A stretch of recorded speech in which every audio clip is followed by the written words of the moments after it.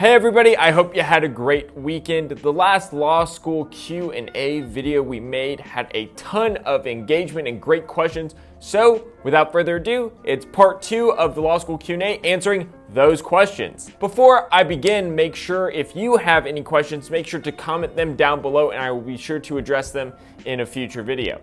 Let's jump right into it. Question 1 from Jesse Hawk. If you want to be a criminal defense attorney and eventually try and represent people that were wrongfully convicted, how would you go about doing that? If you want to be a criminal defense lawyer, what you should do is during your internships and clerkships in law school, you should go work for either the DA's office or criminal defense lawyers. And I know it sounds counterintuitive to go work for the prosecution, but a lot of the best criminal defense lawyers in the country at one point in time worked or started their career out in the DA's office. So that would be my recommendation. Remember, in law school, you don't have to pick a certain specialty or major. Once you get licensed to practice law, you are licensed to practice all types of law. Well, except for patent and IP law, that kind of stuff. But I would just focus your clerkships in the realm of criminal law if you want to be a criminal defense lawyer. Next question from Cameron. Can you take the bar without going to college?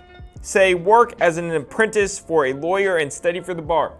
So you can do that in some states. I think California and Massachusetts are the only ones. There might be a couple others, but I really do not recommend it. It is very, very rare for somebody to get a license to practice law due to an apprenticeship. Although Kim Kardashian's trying it, Legal Eagle actually has a great video about that. Now, you won't rack up the 6-figure debt, but I would suggest going to law school if you want to be a lawyer.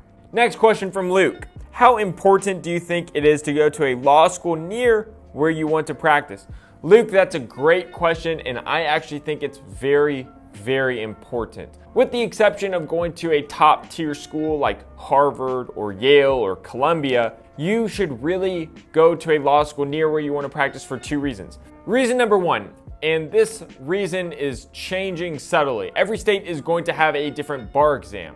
Now, again, with the preface that most states are moving towards a uniform bar exam, making that hurdle easier to overcome. But in practice, each state is going to have different laws, so I do recommend going to a law school in the state where you want to practice.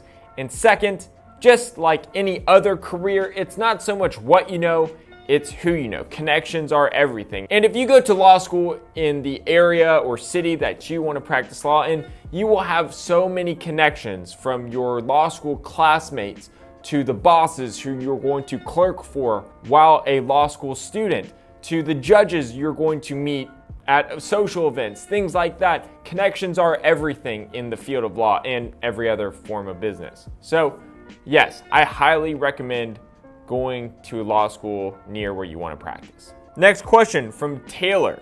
Is it worth going to a top 10 law school that is 4 times the price versus say a top 50 law school where you won't take on as much debt? Taylor, it just depends on what you want to do. If you want to go and be a fancy big law lawyer, then I would probably recommend going to the higher ranking school. And the reason for that, as I said in previous videos, is it's easier to get those jobs the higher ranking school you go to. And if you have that job, presumably you can pay off that debt faster. But if you don't really want to go into big law, then I would recommend going to the cheaper school.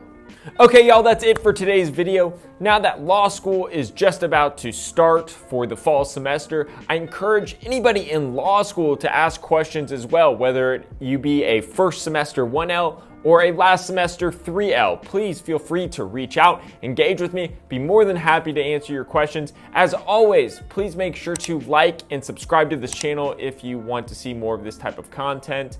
I look forward to seeing y'all again. Thanks for watching. Bye.